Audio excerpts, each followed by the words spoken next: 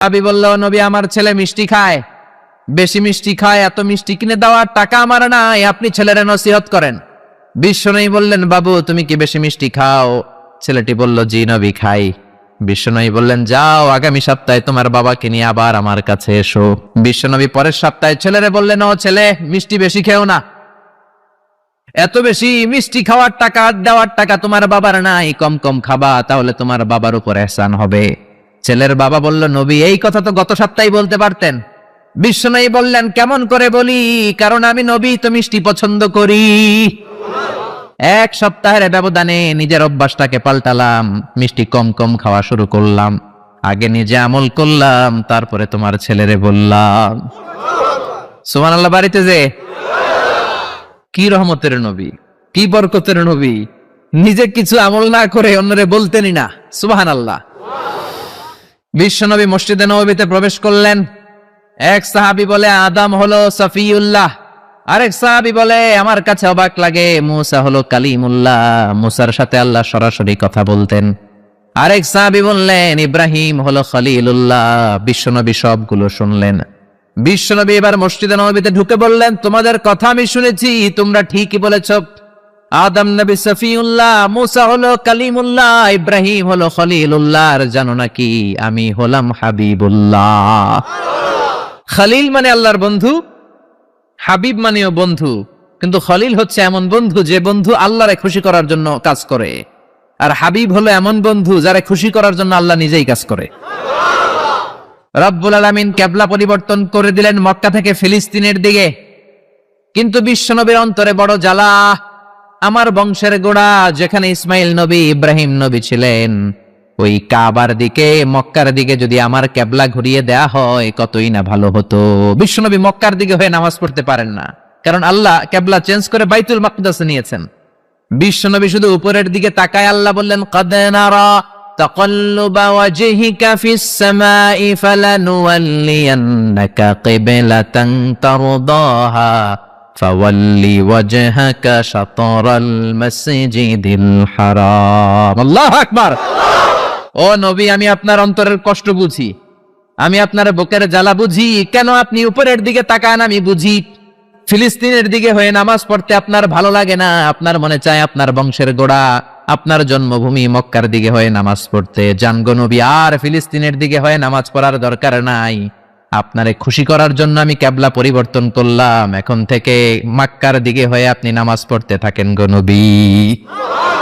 আপনারে খুশি করাই আমার কাজ।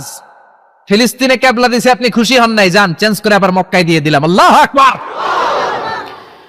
এজন্য আল্লাহ বললেন, মুহাম্মাদুর রাসূলুল্লাহি ওয়াল্লাযীনা মাআহু আশিদ্দাউ আলাল কুফফারি রুহামাউ বাইনাহুম। মুহাম্মদ হলো আল্লাহর রাসূল। কার কথা? বিশ্বনবী বলেন, আমি এমন রাসূল, আমার সব কাজেই বরকত আছে না নাই? বিশ্বনবী সাহাবীদের সাথে বিনোদন করতেন, সাহাবীদের সাথে রসিকতা করতেন, কিন্তু সেটা ছিল সুস্থ বিনোদন। কি বিনোদন? বিনোদন ইসলাম আপনাকে দিয়েছে, entertainment. Islam already has been provided for you the entertainments, but it should be halal and legal entertainment. You couldn't take the illegal entertainment.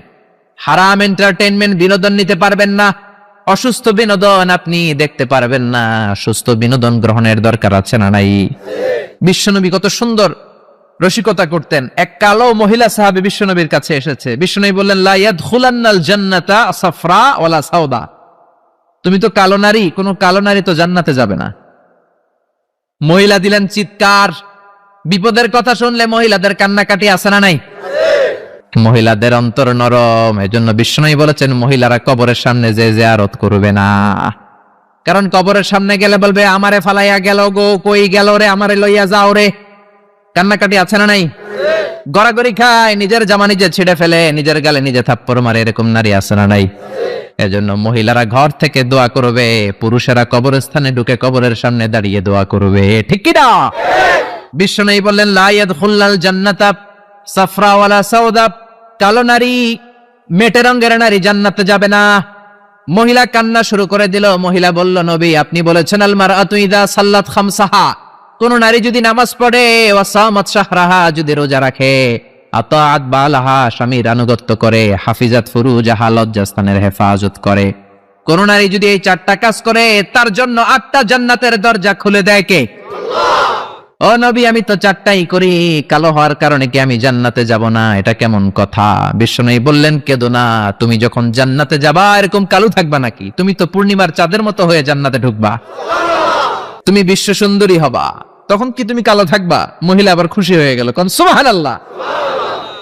বিশ্বনবী সাহাবাদেরকে নিয়ে খেজুর খাচ্ছেন, সবাই খেজুর খেয়ে খেজুরের বিচি সামনে রাখে, বিশ্বনবী খেজুর খেয়ে বিচি সামনে রাখে না, পাশে ওনার মেয়ের জামাই আলী, আলীর বিচি সামনে রাখে। খাওয়ার পরে সবার সামনে বিচি সমান, নবীর সামনে কোনো বিচি নাই, আলীর সামনে বিচি বেশি। বিশ্বনবী বললেন, মান মিন্না আকসারু মুতানাওয়ালান আর-রতাবা, চলো তো গুনি কার সামনে কতটা খেজুরের বিচি। খেজুরকে আরবিতে বলে আর-রতাব। খেজুরের যে কত আরবি আছে আপনি কল্পনাই করতে পারবেন না। উট আরব দেশে বেশি, তাই উটের আরবি আছে 400টা। খেজুর হয় বেশি, খেজুরের আরবি আছে 100 খানিক। আমরা শুধু উটের আরবি জানি কি? জামাল, বাঈর, নাকা, এগুলো 400টা আরবি কাব্যগ্রন্থ পড়লে আপনি 400টা পাবেন মোট উটের আরবি। তেমনি খেজুরকে আমরা জানি তামার। সৌদি আরব, মিশরে তামার বললে চিনবেই না, বলতে হবে বালাহ। আতি কিলো বালাহ, 1 কেজি বালাহ দেন। বালাহ মানে খেজুর, তামার মানে খেজুর, রতাব মানে খেজুর। কোরআনে আছে রতাবান জানিয়া। মারিয়াম যখন সাইয়েদনা ঈসা আলাইহিস সালামকে প্রসব করলে, তার করলো কে? এই জন্য যে সমস্ত নারীরা পেটের মধ্যে বাচ্চা আছে, সন্তান সম্ভবা, তারা খেজুর খাবেন। বাচ্চারে সুস্থ রাখবে কে? আবার মক্কায় মদিনাতে নতুন বাচ্চা জন্ম নিলে বিশ্বনবী বাচ্চার কাছে যে খেজুর খেয়ে খেজুর মিশ্রিত বিশ্বনবীর মুখের লালা বাচ্চার মুখে লাগিয়ে দিত। আল্লাহু আকবার। বিশ্বনবী সাহাবাদের বললেন, মান মিন্না আকসারু মুতানাওয়ালান আর-রতাবা, চলো কে বেশি রতাব খেয়েছে, মানে খেজুর খেয়েছে, গুনি। গুনতে শুরু করা হলো। সবচেয়ে বেশি দেখা গেল সাইয়েদনা আলীর সামনে। বিশ্বনবী বললেন, দেখো আল্লাহ কি খাদক জামাই আমাকে দিয়েছে, এমন খাইতে পারে, সবার সামনে বিচি কম, আলীর সামনে বিচি ডবল। এখন আলী কি বলবে? আলী বলে, আমার শ্বশুরও কম খাইতে পারে না, দেখো সবার সামনে বিচি আছে আর আমার শ্বশুর বিশ্বনবীর সামনে কোনো বিচিই নাই, তার মানে খেজুর খাওয়ার সময় উনি বিচি সহ মেরে দিছে। তাহলে বিশ্বনবীর বিনোদন সুস্থ বিনোদন, চিল্লায় বলেন ঠিক কিনা? আবার বিশ্বনবী বলতেন, উতিতু খামসান লাম ইয়াতাহুন্না নাবিয়্যুন ক্বাবলি, এমন 5টা জিনিস রব্বুল আলামিন আমাকে দিয়েছে, আমার আগে কোন নবীকে আল্লাহ এই 5টা জিনিস দেয় নাই। সুবহানাল্লাহ। 1 নম্বরে নুসিরতু বির-রু'বি মাসিরাতা শাহর, ভয় দিয়ে আল্লাহ আমারে সাহায্য করেছে। আমার ডানে বায়ে সামনে পেছনে 1 মাসের রাস্তার মধ্যে যদি কোনো কাফিরের আন্ডা বাচ্চা থাকে, আমার ভয়ে তাদের অন্তরে ধুকধুকানি বাড়ায় দেয় কে? নবী যেখানে অবস্থান করতেন তার ডানে বায়ে সামনে পেছনে 1 মাসের এরিয়ার মধ্যে যদি কোনো কাফির থাকতো, মুশরিক থাকতো, বিশ্বনবীর ভয়ে ঘুমের মধ্যে লাফ দিয়ে উঠতো। আল্লাহু আকবার। 2 নম্বরে বিশ্বনবী বললেন, জুইলাত লিয়াল আরদু কুল্লুহা মাসজিদান ওয়া তাহুরা, আমার জন্য আল্লাহ গোটা বিশ্বটাকে মসজিদ বানিয়ে দিয়েছে। গোটা বিশ্বটা মসজিদ। মসজিদ মানে মাকানুস সুজুদ, সিজদার জায়গা, যেখানেই সিজদা দেন কবুল করবে কে? নূহ আলাইহিস সালামের জামানায় যেই কোনো জায়গায় নামাজ পড়লে কবুল হতো না, মসজিদে যেয়ে পড়া লাগতো। মুসা নবীর উম্মত মসজিদ ছাড়া নামাজ পড়লে কবুল হতো না, সিনাগগে যেয়ে পড়া লাগতো। ঈসা নবীর জামানায় ইবাদতখানায় যেয়ে পড়া লাগতো। কিন্তু আমরা যেইখানেই নামাজ পড়ি কবুল করে কে? আজকের এই প্যান্ডেলে যদি নামাজ পড়ি কবুল হবে কি হবে না? বাইতুল মুকাররমে হবে কি হবে না? শোলাকিয়ার ময়দানে কবুল হবে কি হবে না? বাজারে পড়লে হবে কি হবে না? নদীর উপরে নৌকায় পড়লে, প্লেনের ভেতরে বাতাসে পড়লে, মহাকাশে যে স্যাটেলাইট চ্যানেলের মধ্যেও যদি পড়ি সেখানেও কবুল করে নিবে কে? জমিনের যেই জায়গায় নামাজ পড়ো কবুল করে নেওয়া হবে। আবার বললেন পুরো জমিনটারে আল্লাহ আমার জন্য তাহুর বানায় দিলেন। ফাইন লাম তাজিদু মাআন ফাতায়াম্মামু সাঈদান তাইয়্যিবা, নামাজের সময় যদি তোমরা ওযুর জন্য পানি না পাও, তায়াম্মুম করলেও কবুল করবে কে? এই সব জায়গায় নামাজের অনুমতি আর তায়াম্মুম, এটা কোন নবীর ছিল না, এটা স্পেশালি আল্লাহ বিশ্ব নবীকে দিয়েছেন। সুবহানাল্লাহ। মা আয়েশাকে নিয়ে বিশ্বনবী বানুল মুস্তালাকের যুদ্ধ থেকে রওনা হলেন। প্রতিমধ্যে মা আয়েশার গলার স্বর্ণের হার চুরি হয়েছে কিংবা হারিয়ে গিয়েছে। মা আয়েশা কান্নাকাটি করলেন, আমার হার, আমার হার। মেয়েদের স্বর্ণ হারাইলে খবর আছে না নাই? গোটা দুনিয়া ভাঙ্গা গেল কিছু বলবে না, যদি স্বর্ণ একটা হারায় বাড়ি তামা তামা করে ফেলবে, ঠিক কিনা? যে কয় ঠিক, মানে অভিজ্ঞতা আছে অনেক। নারীরা স্বর্ণ পছন্দ করে, তো মা আয়েশা তো নারী, উনি বললেন নবী আমার স্বর্ণ হারিয়েছে। বিশ্বনবী বললেন কাফেলা থামাও, গলার হার খোঁজো। সবাই মিলে গলার হার খুঁজতে খুঁজতে মাগরিবের নামাজের সময় প্রায় শেষ হয়ে যায়। এবার সবাই মিলে আবু বকর রে বকে, তোমার মাইয়ার কারণে আজকে এই দশা। তোমার মেয়ে যদি গলার হারটা না হারাইতো তাহলে তো আমরা যেখানে পানি আছে ওইখানে পৌঁছে যেতাম, ওখানে নেমে অজু করে নামাজ পড়তাম। তোমার মেয়ের কারণে আজকে এই দশা, এখন সবার নামাজ কাজা, নবীর নামাজও কাজা। আল্লাহ বললেন খবরদার, এই মেয়েটারে গালি দিবি না, এই মেয়েকে গালি দেয়া যাবে না আয়েশার সম্মানে। আজকে আমি তায়াম্মুমের বিধান নাজিল করে দিলাম। فَإِن لَّمْ تَجِدُوا مَاءً فَتَيَمَّمُوا صَعِيدًا طَيِّبًا, কোথাও যদি অজুর জন্য পানি না পাও, মাটি দিয়ে তায়াম্মুম করো, কবুল করে নিবে কে? মা আয়েশা বলতেন আমাকে আল্লাহ এমন 5টা জিনিস দিয়েছেন বিশ্বনবীর কোনো বউকে আল্লাহ দেন নাই। 1 নম্বরে আমি বিশ্বনবীর একমাত্র কুমারী বউ, বাকি বউগুলা ছিল বিধবা, এর আগে কয়েকটা করে বিয়ে হয়েছে, শুধু আমারই বিয়ে হয় নাই। সুবহানাল্লাহ। 2 নম্বরে আমি যখন শীতের রাতে নবীর সাথে এক লেপের নিচে ঘুমাতাম, তখনও জিব্রাইল কোরআন নিয়ে নাজিল হয়ে যেত। অন্য বিবিদের সাথে যখন কোনো ঘরে এক খাটের মধ্যে শুয়ে থাকতো তখন কোনোদিন কোরআন নাজিল হয় নাই, শুধু মা আয়েশার সাথে যখন থাকতো তখন কোরআন নাজিল হতো। কোন সুবহানাল্লাহ। আবার মা আয়েশা বলতেন আমার ঘরে বিশ্বনবীর কবর। আবার বিশ্বনবী যখন তার শেষ নিঃশ্বাসটা ত্যাগ করেছেন, বিশ্বনবীর মাথাটা ছিল আমার কোলের উপরে। আবার বিশ্বনবী বলতেন ও দুনিয়ার মানুষেরা শোনো শোনো, ওযুর পানি না থাকলে যে তায়াম্মুম করে নামাজ পড়ো, এটাও তোমরা আমার কারণে পেয়েছো। আল্লাহু আকবার। এজন্য বিশ্বনবী বলতেন জুইলাত লি আল আরদু কুল্লুহা মাসজিদান ওয়া তাহুরা, আমার জন্য গোটা বিশ্বটাকে নামাজের জায়গা আর ওযুর না থাকলে তায়াম্মুমের জায়গা বানিয়ে দিয়েছে কে? এরপরে বিশ্বনবী বলতেন উতিতু আশ-শাফাআহ, আমাকে শাফায়াতের মালিক করেছে কে? কিয়ামতের দিন সব নবীরা যখন বলবে ইয়া নাফসি ইয়া নাফসি, বিশ্বনবী বলবেন রব্বি হাবলি উম্মতি, ও আল্লাহ তুমি আমার উম্মতকে বাঁচাও, আমার উম্মতকে বাঁচাও। সুবহানাল্লাহ। এরপরে বিশ্বনবী বলেছেন ওয়া কানান নাবিয়্যু ইউবআসু ইলা কওমিহি খাসসাহ, দুনিয়ার সব নবীকে একটা নির্দিষ্ট বর্ডারে পাঠানো হয়েছে, নির্দিষ্ট এলাকার লোকের জন্য পাঠানো হয়েছে। আমি বিশ্বনবীর নবুয়তির কোনো বর্ডার নাই, গোটা বিশ্বের জন্য আমার নবী বানিয়ে পাঠানো হয়েছে। এই জন্য আমি বিশ্বনবী, চিল্লায় কোন আল্লাহু আকবার। বিশ্বনবী শুধু পুরুষদের নবী নয়, শুধু নারীদের নবী নয়, শুধু সাদা লোকদের নবী নয়, শুধু নিগ্রো আর কালো লোকদের নবী নয়, শুধু আরবদের নবী নয়। বিশ্বনবী আদম নবী থেকে শুরু করে কিয়ামত পর্যন্ত যত মানুষ যত জিন পৃথিবীতে আসবে সবার জন্য বিশ্বনবীকে নবী বানিয়েছে কে? বিশ্বনবীরে যদি কোনো নবীরাও না মানে, ওই নবীর নবুয়তিও ক্যান্সেল করে দিবে কে? এজন্য আল্লাহ বললেন মুহাম্মাদুর রাসূলুল্লাহি ওয়াল্লাযীনা মাআহু আশিদ্দাউ আলাল কুফফারি রুহামাউ বাইনাহুম। মুহাম্মদ হলেন আল্লাহর রাসূল। কার কথা? ঘুম আসতেছে? জিমায় পড়ছেন? তাকবীর দেন, লিল্লাহি তাকবীর। নবীর কথা বলে আল্লাহ বললেন ওয়াল্লাযীনা মাআহু, নবীর সাথে যারা চলে। নবীর সাথে কারা চলতো? সাহাবারা। জোরে বলেন কারা? এবার আল্লাহ সাহাবাদের কথা বলছেন ওয়াল্লাযীনা মাআহু, নবীর সাথে যারা চলতো। আশিদ্দাউ আলাল কুফফার, কাফেরদের ব্যাপারে তারা বজ্র কঠোর। রহমাউ বাইনাহুম, নিজেদের ব্যাপারে তারা পুষ্পকোমল। কাফিরদের ব্যাপারে সাহাবারা বজ্র কঠোর, নিজেদের ব্যাপারে তারা পুষ্পকোমল। কাফিরদের ব্যাপারে কোনো ছাড় নাই, মুশরিকদের সাথে জিহাদের ময়দানে কোনো ছাড় নাই। চিল্লা এখন ঠিক কি না?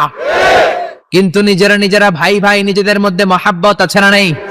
এজন্য বিশ্বনবী বলতেন আমার সাহাবাদের মধ্যে 2 কিসিম আছে। কয় কিসিম? 1 কিসিম নরম কিসিম, আর 1 কিসিম গরম কিসিম। সুবহানাল্লাহ। আবু বকর নরম, কিন্তু ওমরে ফারুক গরম। জোরে কোন ঠিক কি না? এজন্য বিশ্বনবী বলতেন খায়রুল কুরুনি করনি, সবচেয়ে সেরা যুগ আমি নবীর যুগ। সুম্মাল্লাযীনা ইয়ালুনাহুম, তারপরে সাহাবাদের যুগ।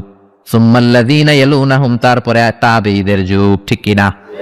সাহাবারা হচ্ছে পৃথিবীর শ্রেষ্ঠ সন্তান, তাদের চেয়ে শ্রেষ্ঠ সন্তান পৃথিবী জন্ম দিতে পারে নাই। চিল্লায় বলেন ঠিক কি না? এজন্য সাহাবাদেরকে ভালোবাসার দরকার আছে না নাই?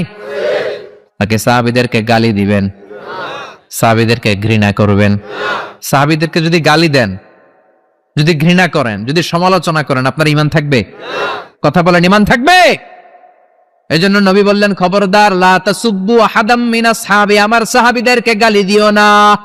সাহাবাদেরকে ভালোবাসা হলো ঈমান, সাহাবীদেরকে ঘৃণা করা হলো কুফরি, ঠিক কিনা? আয়াতুল ঈমানি হুব্বুল আনসার, সাহাবীদের ভালোবাসা হচ্ছে ঈমানের আলামত। আয়াতুন নিফাকি বুগদুল আনসার, সাহাবীদেরকে ঘৃণা করা হচ্ছে মুনাফিকের আলামত। চিল্লায় বলেন ঠিক কিনা? এজন্য বিশ্বনবী বলতেন, আমার সাহাবারা এক একটা সুপারস্টার। আমরা বলি Mashrafe Bin Mortaza superstar, Salman Khan superstar, Hrithik Roshan superstar, Aamir Khan superstar, Donald Trump superstar, Shakib Al Hasan superstar, বলি না আমরা? আমাদের সুপারস্টার হচ্ছে সেলিব্রিটিরা। বিশ্বনবী বলেছেন, নো, আসহাবি কান নুজুম, মাই কম্প্যানিয়নস আর দ্য সুপারস্টার। আমার সাথীরা, আমার সাহাবারা সুপারস্টার। এই সুপারস্টারদেরকে মডেল বানাতে হবে। হলিউড বলিউডের নায়ক নায়িকার আমাদের মডেল নয়, আমাদের মডেল হলো সাহাবারা। কারা? আরো জোরে বলেন, কারা? সাহাবারা আমাদের মডেল। এজন্য বিশ্বনবী বলতেন, আরহামু উম্মতি বি উম্মতি আবু বকর, আমার সাহাবাদের মধ্যে সবচেয়ে নরম হৃদয়ের সাহাবা হলো আবু বকর। এক হাদিসে বিশ্বনবী 8 জন সাহাবীর 8টা গুণের কথা বললেন। জোরে বলেন, কয়টা? 8 জন সাহাবীর 8টা গুণের কথা বললেন। তিরমিজির বর্ণনা, হাদিসটা সহিহ, সিলসিলাতুল হাদিস সাহিহার ভিতরেও এসেছে।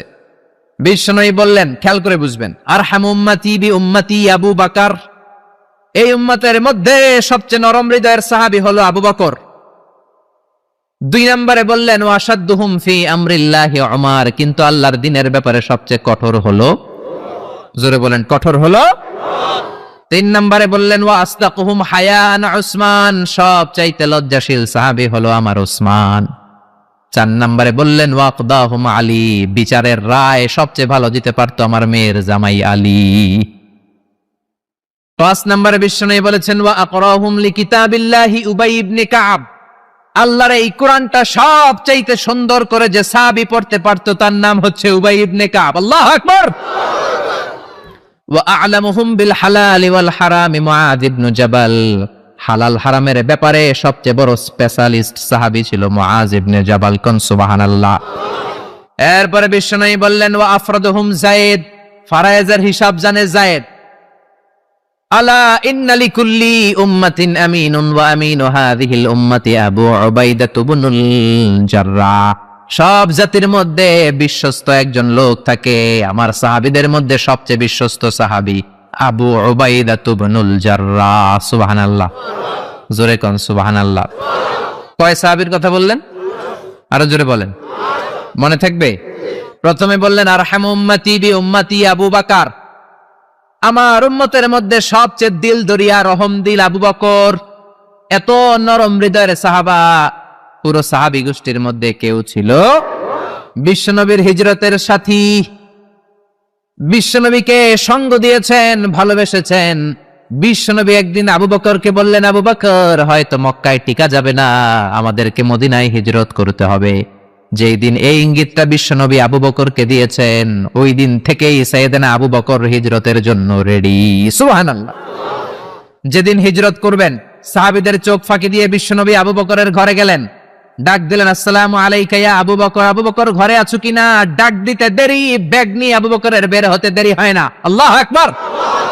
বিশ্বনবী বললেন, আবু বকর, ডাক দিলাম, ব্যাগ নিয়ে রেডি হইলা, কখন ঘুমিয়েছো, কখন ঘুম থেকে উঠেছো, কখন হাত মুখ ধইলা, কখন ফ্রেশ হইলা, কখন কাপড় গুছাইলা?